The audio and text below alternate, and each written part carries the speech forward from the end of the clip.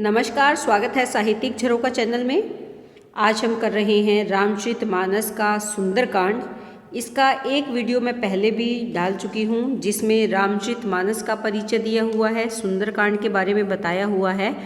हम सुंदरकांड के श्लोक कर रहे हैं, पहला श्लोक करवा चुकी हूँ। आज के वीडियो में हम दूसरा और तीसरा श्लोक करेंगे, तो आइए देखते हैं।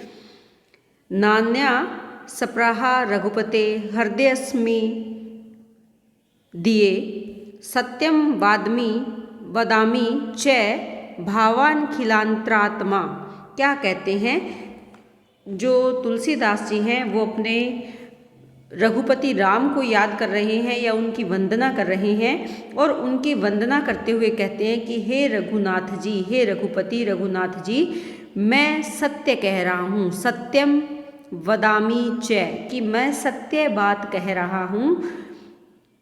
भावान खिलांत्रात्मा, कि आप कौन है, आप सबके भावों को खिलाने वाले हैं, उनकी अंतर आत्मा में बसे हुए हैं, यानी आप सबके अंतर आत्मा हैं, सबकी अंतर आत्मा आप ही हैं। चाहे किसी के भाव हैं या विचार हैं या उनके हृदय की अंतर आत्मा है, वो कौन है, उनके शरीर की जो अंतर आत्मा है वो आप ही हैं, अर्थात आप सब जानते हैं। नान्या सप्राहा रघुपते, कि हे रघुपति, इसके अलावा कोई भी इच्छा हृदयसम दिए, कोई भी इच्छा हृदय में दूसरी कोई भी इच्छा नहीं है। नान्या यानी अन्य कोई इच्छा हृदय में दूसरी नहीं है। तो वो क्या कह रहे हैं कि इसके अलावा मेरी कोई इच्छा हृदय में नहीं है। और क्या इच्छा है उनकी, कि भक्तिम प्रच्छय रघु पुंगव निर्भराम में कामादि दोष रहितम करु मानसम च।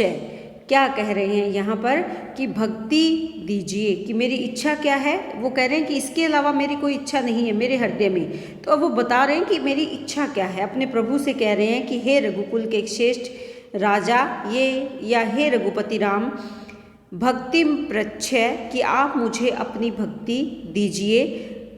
रघुपुंगव यहाँ पर क्या है, रघुकुल के सर्वश्रेष्ठ।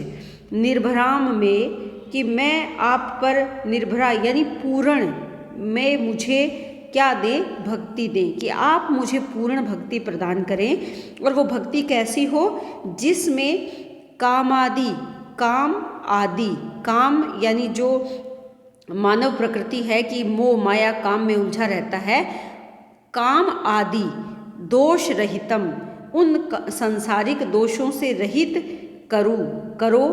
और मानसम च, कि उन मेरे मन को, मानसम यानी मेरे मन को मुक्त करो। किससे मुक्त करो, जो संसारिक काम आदि दोष है उनसे रहित करके मेरे मन में किसका प्रवाह करो, केवल भक्ति का प्रवाह करो। वो भक्ति कैसी, पूर्ण भक्ति हो, जो एक भक्त के मन में अपने ईश्वर, अपने आराध्य के प्रति भाव हैं, वो मेरे मन में आप उत्पन्न करो, ताकि मैं हमेशा आपकी भक्ति में लीन रहूं। तो यहाँ पर संसारिक मोह माया को छोड़कर वो अपने प्रभु से प्रार्थना कर रहे हैं, उनकी वंदना कर रहे हैं कि वो उन्हें ऐसी भक्ति दे जिसमें वो लीन रहे और संसारिक इच्छाओं का त्याग कर सके। तीसरे श्लोक में क्या कहते हैं कि अतुलित बल धामे हेम शैलाभ देहम। क्या कह रहे हैं कि अतुलित बल के धाम हैं। कौन है अतुलित बल के धाम, जो रघुपति राम है वो अतुलित बल के धाम हैं। हेम शैलाभ देहम, और सोने, हेम यानी सुनहरा, शैलाभ सुमेरु पर्वत के समान जिनकी देह हैं। दनुज वन कृशानु, दनुज यानी दानवों के वन के लिए, कृशानु के समान यानी अग्नि के समान है। ज्ञानी नाम ग्रण्यम, ज्ञानियों में सबसे ज्ञानी है, अग्रगण्य है। किसमें, ज्ञानियों में सबसे अग्रगण्य है। सकल गुण निधानम, सकल गुणों के सागर हैं। वानराणाम धीशम, देखिए यहाँ पर हनुमान जी की आराधना कर रहे हैं, जो वानरों के अधीश है या वानरों के स्वामी है। जो वानरों के स्वामी कौन है? वानरों के स्वामी हनुमान जी हैं। तो यहाँ पर अतुलित बल के धाम किसको कहा है? यहाँ पर हनुमान को कहा है। यहाँ पर थोड़ा ध्यान दें।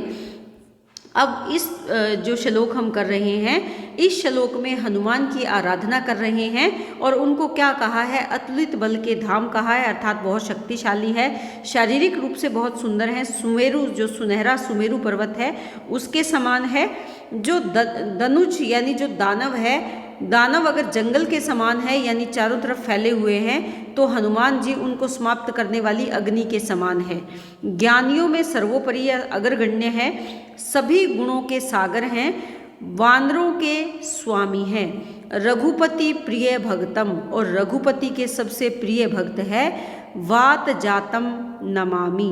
वात जातम से तात्पर्य यहाँ पर क्या है? पवन पुत्र को मैं नमामि यानी प्रणाम करता हूँ। पवन पुत्र कौन है? हनुमान जी हैं। तो यहाँ पर वो किसके लिए कह रहे हैं? हनुमान जी के लिए कह रहे हैं। हमने जो पहला श्लोक किया था इसमें वो रघुपति राम के लिए कह रहे हैं, उनकी वंदना कर रहे हैं, और तीसरे श्लोक में वो हनुमान जी की वंदना करते हुए कहते हैं कि रघुपति के सबसे प्यारे भगत जो वायु पुत्र हैं उनको मैं प्रणाम करता हूँ। तो यहाँ पर रघुपति राम और हनुमान की वंदना करते हैं। तो इसी के साथ उम्मीद करती हूँ कि ये श्लोक भी आपको बहुत अच्छे से समझ में आए होंगे। इसी तरह चैनल से जुड़े रहें, लाइक शेयर सब्सक्राइब ज़रूर करें।